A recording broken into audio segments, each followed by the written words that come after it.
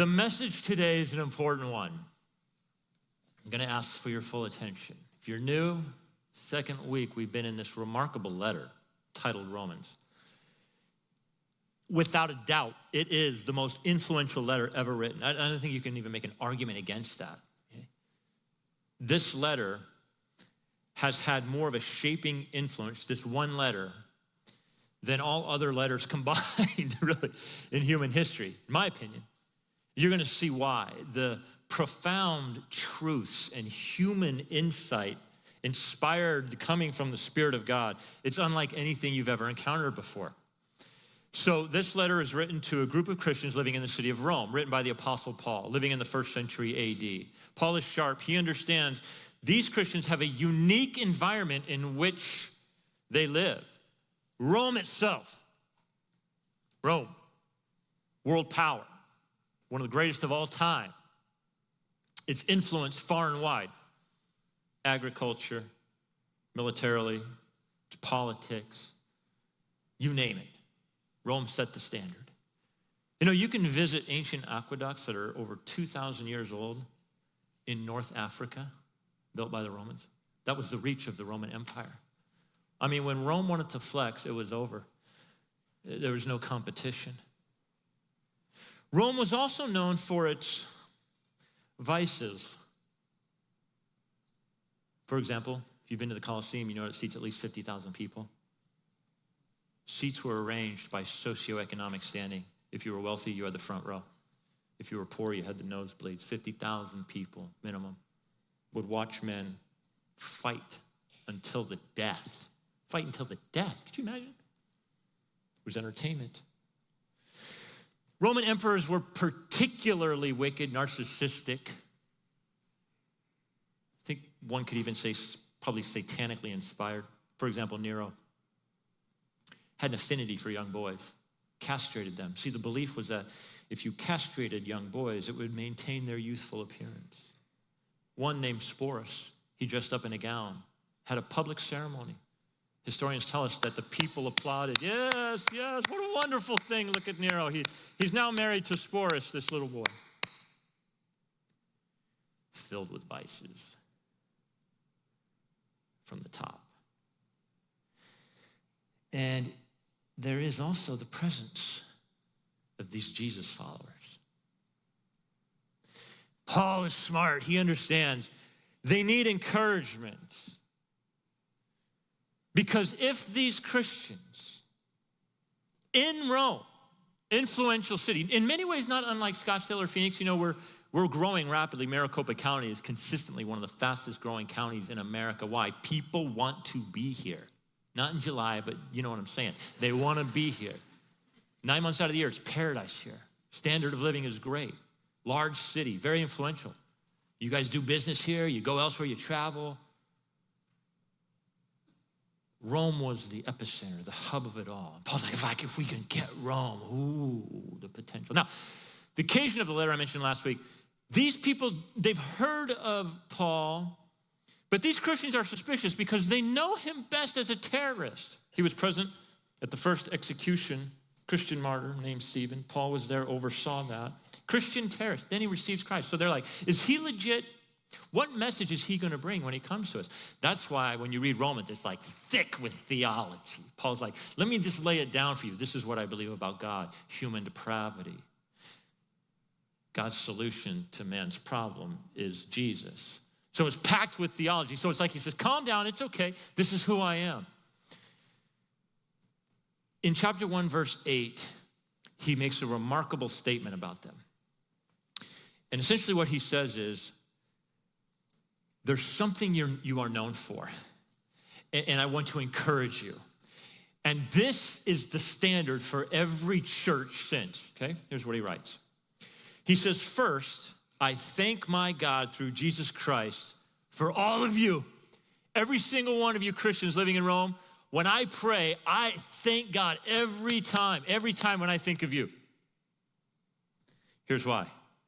Because your faith is proclaimed in all the world. That's the standard. That's Illuminate Community Church, that's the standard, okay? So here's what he's saying.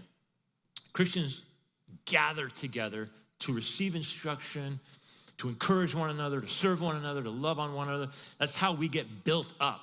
But we get built up for the purpose, we gather for the purpose of being scattered.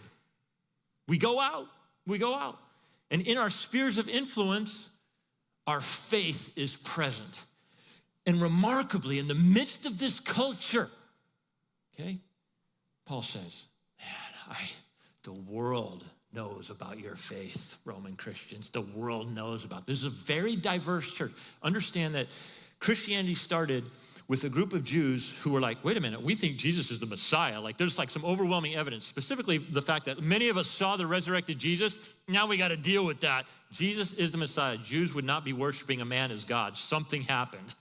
That would be blasphemous. But all these Jews in the first century are like bowing down to Jesus. You're like, whoa, what's going on? Well, Jesus did what he said he was going to do. So it starts in Jerusalem with this little group of the way followers. Jesus said, I'm the way, the truth, and the life. No one comes to the Father but through me. Very exclusive. But if you come back from the dead, dude, I'm sorry. Everything else you say is true, okay? So if you're the only way you say, powers are very, okay, good. We need to follow you whether we like it or not, okay? That just demands your attention. That's why Christianity is a thing and why it didn't just fizzle out. So it started in Jerusalem with these Jews, but then it started to spread. And then all of a sudden, non-Jews are hearing this message about Jesus, and they're like, yeah, that makes sense. We need that. Well, that church in Rome now is rather diverse. And Paul says, in all of your diversity, you have this common thread. You leave here and you start telling people about your faith in Jesus. And it's beginning to change things. In fact, Rome thought it had the power. Paul's about to expose the real power. Rome had no power compared to the power of the gospel. Rome thought it would last forever. It ate itself. It was a victim of its own vices and corruption. Had no idea that this fledgling group of Christians would grow faster and further and have more of a worldwide influence, even 2,000 years later to this day, than Rome could ever dream for itself. He says, I'm so grateful. I'm grateful. Your faith is heard throughout the entire world. Now, for God is my witness, whom I serve with my spirit in the gospel of his Son, that without ceasing, I mention you. Talking about you all the time, always in my prayers. I'm always talking to you about God. And I'm asking that somehow, God, here's what he says. I think about you all the time. And when I do, I'm asking God, somehow, God, can you make a way for me to succeed in coming to visit you? I really want to be with you. Really want to be with you. And I don't know how that's going to happen. So my prayer is somehow, God, you're going to have to make it happen. Now, what I'm about to share next, based on what Paul says, is going to help you in your prayer life, all right? You have something you want God to do, and so far it's not happening in the way you want it to or the way you expect it to, okay? Put a parenthesis there. So there's a preacher that I admire, rather famous preacher, and he tells the story about his father who was not a believer. And time after time, he would approach his dad and say, Dad, I just need you to listen. I just need to share with you what is the most important thing to me. And he would share his faith. And his dad was always polite, but always dismissive. That's fine for you, son, but I don't want to hear it. Very articulate preacher, great orator, had a widespread influence, could not reach his dad with the message that he could reach so many else with. He began to pray this prayer. God, somehow will you reach my dad?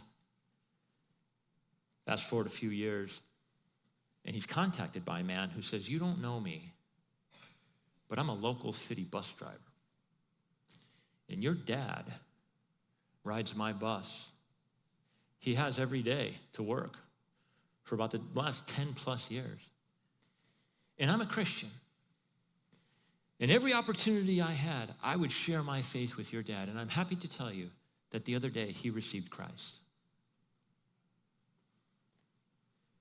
That great preacher had no idea that some obscure bus driver would be the one that would be the answer to his prayer. God, somehow work it out. Paul prays, God, I don't know how I'm going to get to Rome. It's a long journey. It's super expensive. Now, let's fast forward. Paul does get to Rome. You know how? On board a Roman cargo ship as a prisoner. Oh, he's going to Rome. And Rome is paying for it. All expenses. His travel expenses, his food, his lodging. Rome's going to pay every penny of it. Because he gets falsely accused. He's born a Jew, but he's a unique dude in that he has Roman citizenship. So when he's falsely accused, he's like, I want to see Caesar. Well, Caesar's in Rome, and if you appeal to him, you have that right. Get on board the boat. We'll take you there. Think about it. Paul's on board that boat, and he's like, well, God, I didn't see this coming. Somehow. See, you know the beautiful thing about that? When you make that your prayer, the pressure's off. God works in ways that you can't even imagine behind the scenes. You have no control. Isn't that great? Relax a little bit. God has all the control. And so when you pray, God, however, somehow, what you do is you end up falling back into the providence and sovereignty of God. Well, it's interesting because Paul wants to be an encouragement to them as he sees them. And this is the real reason, verse 11, for I long to see you, so that I might impart to you some spiritual gift that I have in order to strengthen you. That is, that we may be mutually encouraged. I'll encourage you, you encourage me. God has gifted me. I'll use my gifts to be a blessing to you. Then in turn, you use your gifts to be a blessing to me. I've said it for the last couple of weeks. Our church is like any other in that we are healthy only to the degree that you guys are blessing me and each other. And I'm blessing you. Paul's like, if I have the gift of teaching, I better be using it to bless you, to edify you, to build you up. And then when I'm in your presence, you're going to have some gift and you're going to use it to bless me. See, and that's how it's supposed to be. We gather, we get encouraged, and then we scatter with our faith. Mutually encouraged by each other's faith, both yours and mine. This dude is so humble, spiritual giant, and he's humble. You know what's interesting? There's only one place, extra biblical literature, it's not in the Bible, you won't find it, that gives us a physical description of Paul. If it's legit, if it's right, let me read it to you. This is what it is. The Apostle Paul had a large nose, eyebrows that attached to each other, small frame, hunched, thin hair, knees that separated. This is a little guy that would have no outward physical attraction, okay? If this is accurate. Now, what's interesting is that in 2 Corinthians chapter 10, Paul writes to those who criticize him. And he doesn't deny some of their criticisms. He's like, you know what? On that one, you're right. This one, you're wrong. But on that one, you're right. And listen to what he says. For they say about me, his letters are weighty and strong. Like, okay, we'll give it to you, Paul. You can write. The guy can write. But when he's with us physically, weak. This is Paul? This is the church planting savage that everybody's talking about? This guy? Not only that, but he's not the great orator. He doesn't use polysyllabic words. His words are of very little weight. But when the dude writes, it gets profound. You're about to see how true that is in a moment. And the scriptures are inspired by the Spirit of God. This is what made Paul profound. The Spirit of God writing through him, superintending the authorship. Speech of no account, presence weak, but his letters are strong. Now, lest they think that he's been avoiding them, verse 13, he says, I don't want you to be unaware, brothers, that I have often intended to come to you, but thus far have been prevented. I want to come in order that I might reap some harvest among you, as well as among the rest of the Gentiles. This was a unique church, like I said. This church wasn't made just of Jews who had placed their faith in Jesus. You had Greeks, you had barbarians, you had Romans, you had Gentiles. I am under obligation, both to Greeks and to barbarians, both to the wise and to the foolish. So I am eager to preach the gospel to you also who are in Rome. It's interesting, Paul considers himself actually to be indebted to the Gentiles. When he got saved, Jesus told him, you're going to start reaching the Gentiles. And Paul's like, hold up, these people are dirty and unclean. And Jesus is like, no, yeah, just like you. Just like you. Their heart is as deceitful. You see, in a bit, we're going to read, Paul says, hey, all of you God deniers, you're without excuse. All of you religion people, your heart is also pretty dark. And all of you moralists, well, you can't even live up to your own standards. He just demolishes everybody. Everybody is a sinner separated from God. So he says, I'm preaching to everybody. So back in the day, the world was extraordinarily divided because it was basically like our people group and then everybody else. Jew, Gentile, non-Jew, Greeks, barbarians. The etymology of the word barbarian is really interesting. So the Greeks believed that they had the purest language. They loved their language. They thought it was so beautiful. And all non-Greek speakers to a Greek sounded like barbarians. If your name is Barbara, it means foreigner, foreign. Because to the Greeks, you either spoke Greek or you were just a barbarian. Paul's like, whatever, we're all barbarians to the gospel. We're all Gentiles. We're all separated from God. And so I bring it to all people. Now, verse 16, I just want you to imagine the Apostle Paul, and this fits, this is kind of the style of writing back in the day. You kind of build something up to this crescendo. And in verse 16, I see the summary statement of the entire book. So I want you to picture the Apostle Paul just he puts the pen down. He takes a deep breath and he's contemplating, how do I want to word? How do I want to say this? Remember, his words, his letters are weighty. He's thinking about this. Got it. Picks up the pen. For I am not ashamed of the gospel. And here's why. Because it's powerful. It's the kind of power that comes from God. It transforms people's lives. It brings salvation to everyone, but to the Jew first. Why the Jew first? Well, the hard root of Christianity is Jewish. Jesus is a Jewish Messiah. When God wanted to entrust his words, his law to humanity, who did he start with? What people group? The Jews. They did a phenomenal job of keeping it intact and handing it down. Good choice. Hard root of Christianity is Jewish. So to the Jew first. So Paul would roll into town. He'd be like, where's the synagogue? All right, I'm going to preach Jesus there. And then when I'm done there, I'm going to go straight to the marketplace and I'm going to speak in the town center and I'm going to talk to those people, those Gentiles. Jew first and then to the Gentiles.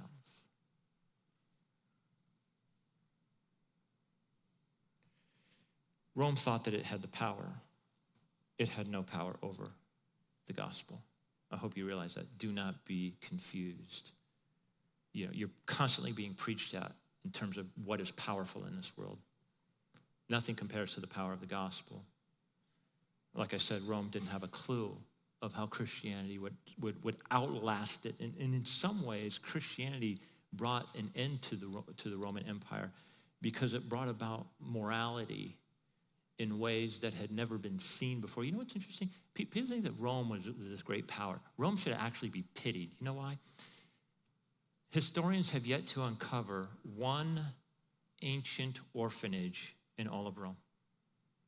And that was a culture that produced many orphans. They have yet to discover one hospital, one ancient hospital in Rome. And Rome produced a tremendous amount of violence. They thought they were powerful. No, they should be pitied. The power, Paul says, is in the message of Jesus. It has the power to transfer people, to save people. How so? Verse 17, for in the gospel, the righteousness of God is revealed. A righteousness that is by faith from first to last, from beginning to end, just as it is written, the righteous will live by faith. So in chapter 3, we're going to take a deep dive into this word righteousness. But for now, I want to set it up by telling you this. It's a complicated word for some. Let me try to explain it to you simply. Think of righteousness as validation, right? You go out to dinner. You pull into a parking garage. You're like, oh man, I got to pay for parking before I eat? All right. So you go, you take the ticket, And then you go to the restaurant, and then when you're there, you're finished, you say what? Hey, do you guys validate parking? And they're like, yeah, we validate parking. You're like, oh, awesome, okay, so they stamp your ticket. So then you pull it out of the garage and you hand it to the person. They're like, okay, you're free to go. What does that mean? You don't have to pay.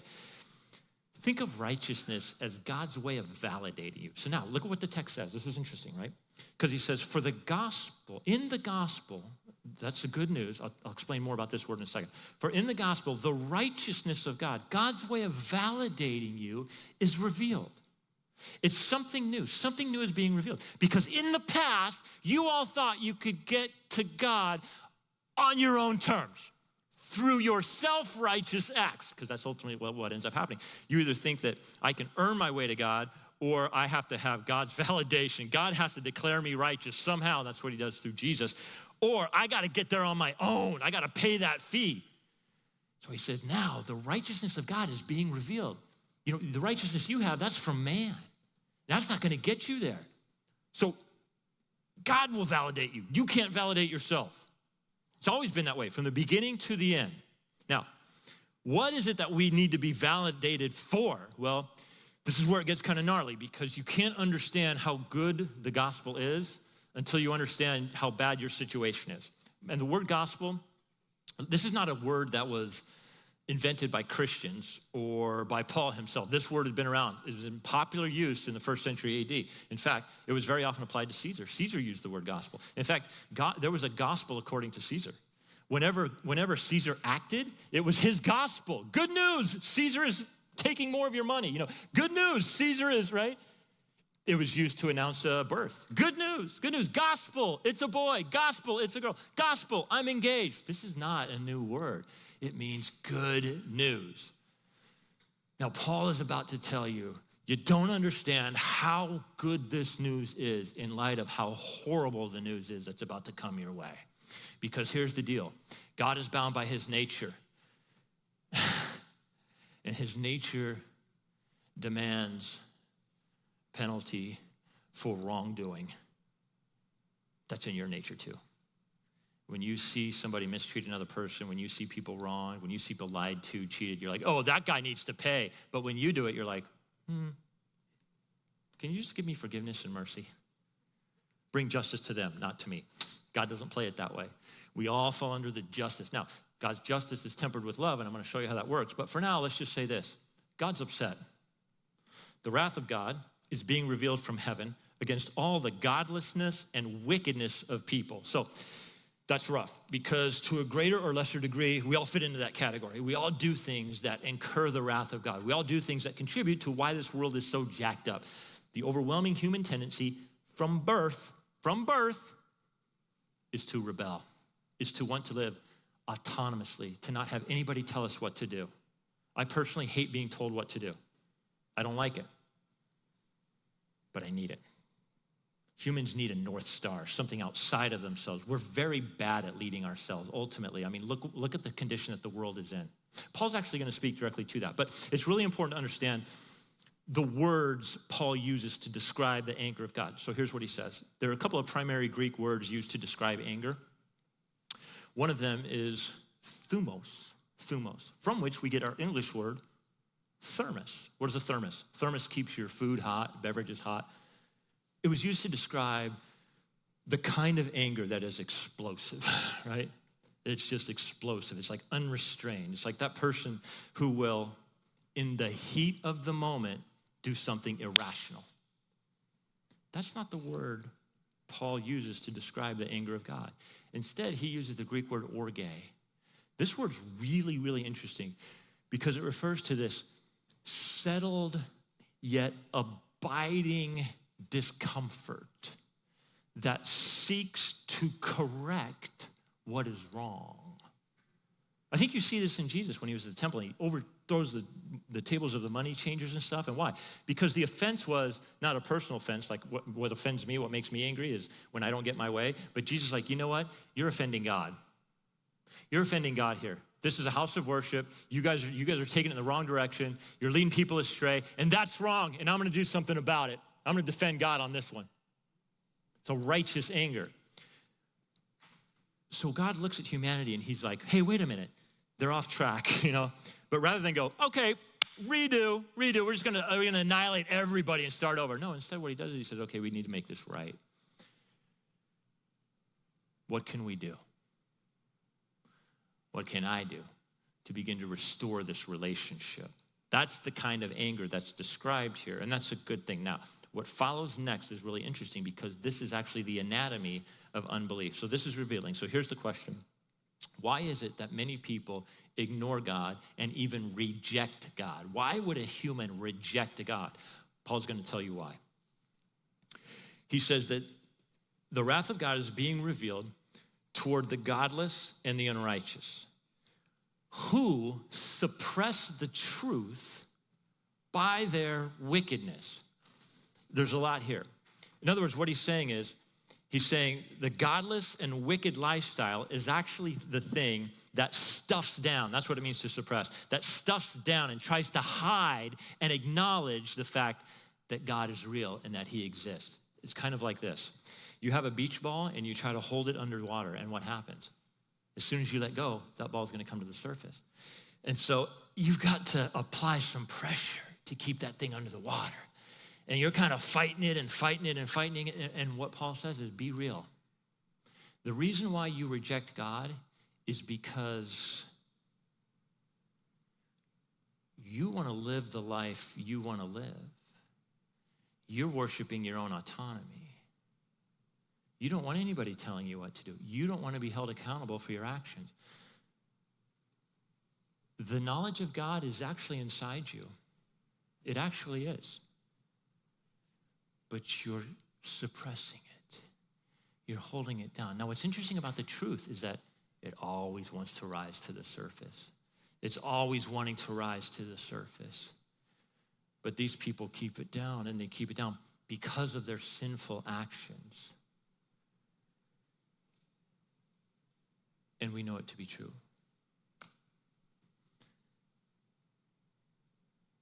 There is a truth that God exists and that God is good. And if you deny this, Paul says, you are totally without excuse. And here's why. Since what may be known about God, it's plain to them. Okay, this isn't hard to figure out. Because God has made it plain to them. How so? For since the creation of the world, God's invisible qualities, his eternal power and divine nature. Two things about God can be known. He has incredible power and divine nature. He's good. Now, how do we know? These things have been clearly seen, being understood from what has been made, so that people are without excuse. So here's what he's saying. In other words, nature, creation, gives overwhelming evidence that there is a creator God. Design and order imply a designer. The more complicated the design, the more intelligent the designer. Now, much could be said here. And there are many great books written on this subject. Two of them I'll mention to you. Number one recommendation I have is a book called Darwin's Black Box by Michael Behe. Excellent book. The second one is written by Stephen Meyer, and just super brilliant guy. This guy is like next level. And he's a scientist who is a Christian, and he wrote a book called Darwin's Doubt. Recently, Joe Rogan interviewed him. I highly recommend you listen to Joe's podcast with him. It's fascinating. In it, Stephen kind of pulls back the curtain and reveals something. For about the last 10 years, at the Royal Society's gathering, this is a gathering of the world's elite scientists. What they've been saying in private is that there has never been a bigger disconnect between what the public believes, public opinion about neo-Darwinian evolution, and what the scientists are actually saying to each other. They're really deeply questioning now the processes of evolution, specifically mutations. See, mutations are overwhelmingly harmful. I'm a mutant. I'm colorblind. It's a mutation in my eye. That doesn't help me. My wife has to dress me. I think it's black on black. I trust her. It's a mutation. It doesn't help me. Natural selection, and now they're coming to the point where they're like, hey, we've had a lot of time. We got a lot of fossils. You know, if we're to be honest with each other, we got to realize Natural selection really doesn't give us any kind of answer from one species change to another. So what they're saying sort of privately behind closed doors, never been a bigger disconnect than what the public believes and what the scientists are actually saying to each other now. Johannes Kepler he's considered the father of modern day astronomy. He's the guy that invented the word satellite. He said this: the undevout astronomer is mad. In other words, to look at the universe and say there is no God, there is no creator God, we are here by happy chance, I think it is, as Dawkins says. He says that's insane. It's totally insane. God's power can be seen through creation. I'm an Arizona native, man. I love this state. This is my town, born and raised here. I'm a monsoon freak. This year it's been super weak. Last year was epic. I think I've told you before. When the monsoons start to roll in, man, I grab a lawn chair, make sure it's plastic. I put it in the middle of the yard, and I'm just kicking back, and I'm like, yeah. And those big old dark clouds roll in, and then the wind comes, and then you start to smell it. That smell of rain in the summer on the desert is the sweetest smell. And then all of a sudden, and the thunder and lightning are cracking, and the rain just pours. It's like, wow, man, there's some power in God's nature. Power in God's nature. I mean, there's stuff that God has created for his own pleasure. I'm convinced of it. There's some freaky creatures in the abyss. Stuff that, it's like, we go down there and we're like, wait, what? Bioluminescence? And it's like, yeah, God's like, I enjoy that all the time. There are these powers, right, and these galaxies, these gravitational pulls, and you're like, I can't even begin to fathom that power. And God's like, yeah, that's cool. I spin those things around. It's fun. For his own pleasure. What other reason? There's stuff that goes on that God must just be like, let's do this. And he speaks. This is why words are powerful. Words are very powerful. He speaks. Your words are important. They're powerful. He speaks them into existence. That's the power of words. You're without excuse. That's the point. You can be an academic, intellectual atheist. Intellectual atheist. No, listen, I think at best intellectual agnostic, because to be an atheist is to say, I know everything about everything, and therefore I have declared there is no God. You would have to be supreme being to make that claim. Intellectual atheist, intellectual agnostic, I'm not certain. I think that's honesty, honest. You can be intellectual agnostic, that's the honest part. So, or you're the simple guy like me, okay?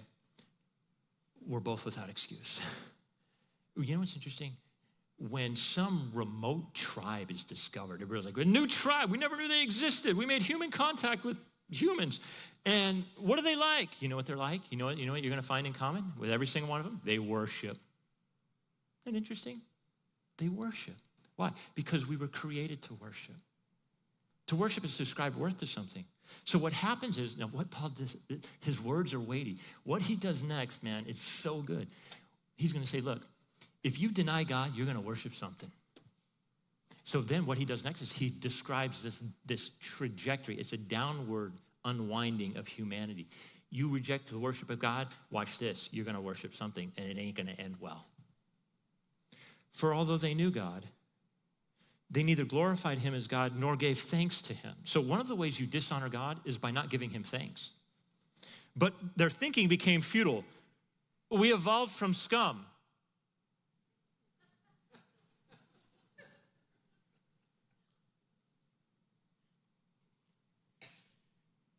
Their foolish hearts were darkened. They're keeping that ball underneath the water, and it's getting harder and harder, more and more of a struggle because the truth wants to come to the top. Here's the progression. Although they claimed to be wise, they became fools. We have the evidence. We follow the science. Here's what we're saying behind closed doors. Let them think what they want. Here's the narrative. We are the wise ones, and if you do not believe us, then you are the fools. No. Deny God. Claim to be wise, and you're the fool. They exchanged the glory of the immortal God for something else. And here's where it starts. We deny God. We don't want him to be real. We don't want him to exist so we can keep doing our thing. Meanwhile, we reap what we sow. Our lives are not what we want them to be. We think we're autonomous. We're actually a slave to all the things now that have wrapped up. It's like we've gotten wrapped up in the axle now. It's bad for us. But yeah, we're autonomous. We're free. And as the truth is suppressed, there's a foolishness that grows. And now we have exchanged the worship of God for the worship of man. So we'll just, it's for the exchange, the image of God. That's what the text says, for the image of man. But then at some point you're going to go, yeah, men aren't that great. Yeah, humans are, I don't know if they're really worthy of my worship. Well, what else? There's a longing there to ascribe worth to something. So what's it going to be? Well, man's out. So birds are beautiful creatures, right? Birds. So let's worship the birds. Let's make idols. We'll bow down to these birds. Well, now that's getting a little old, not really getting what we're wanting. So how about animals, cats and dogs? Okay, so we'll make those figures and we'll bow down and we'll worship them. Now that's not enough, so what's left? Slithery things. Lizards, snakes. Do you see the unraveling? And all the while, humanity's like, we're so wise. It won't be this. This won't fulfill us. It'll be that. Well, not that. Now it'll be this. And what's left? Snakes. Isn't it interesting that in the garden, how does Satan appear as a snake? And what do Adam and Eve do? They worship it. How so? To worship something is to ascribe worth to it. They ascribed more worth to the words of Satan than to the words of God. They worshiped. And it didn't end well. So, out of time. There's a separation. There's this gap between man and God. And man is always attempting to get there. Toward supremeness. I don't need God. I'll get there on my own. You can't fill that on your own. You can't validate your own ticket. You have to have a validation, a righteousness that is supplied to you. And that's the gospel. That's the good news. God did for you what you couldn't do for yourself. So here's the question. Have you been suppressing the truth about God? Here's how you know. What habit are you hanging on to? That habit, you might be think you can't live without. It's mastering you. It's owning you. You're a slave to it. The truth wants to rise to the surface. The thing about when that ball rises to the surface, the beautiful thing about it? All you have to do, you realize, you just hang on to it, and what happens? It's doing all the work. Now you're just floating around, hanging on to the truth. And your life is like, no more fight, no more struggle, no more suppression of what I always knew to be true. Have you been suppressing the truth about God? I'm going to have you bow your heads and close your eyes. Well, we're not even out of chapter 1. Amazing, isn't it? How the Bible speaks to modern times. It screams, it shouts. And while it hits us with the truth, the reality of God's righteous anger, I'm okay with it. In fact, I'm happy with it. Because it brings a corrective measure in my life. And when I follow it, it gives me the life I've always wanted. And then secondly, understand that the anger of God is always tempered by his divine goodness. That's why Paul is very selective in the words he uses to describe God's wrath. So God, I pray that your gospel, your good news would just hit differently, even today in this moment. That we would understand the richness of it, how sweet it is, because of the desperate situation that humanity is in. This is the solution, your solution to man's problem. Pray that we would imitate these early believers in the city of Rome, that Illuminate Community Church's faith would be known far and wide. That is the standard. God, we're just so grateful that you've done for us what we couldn't do for ourselves. As we leave this place, may we live in that. Be motivated to extend that message to those around us. We ask it in the name of the one who makes it possible. His name is Jesus Christ, and God's people said,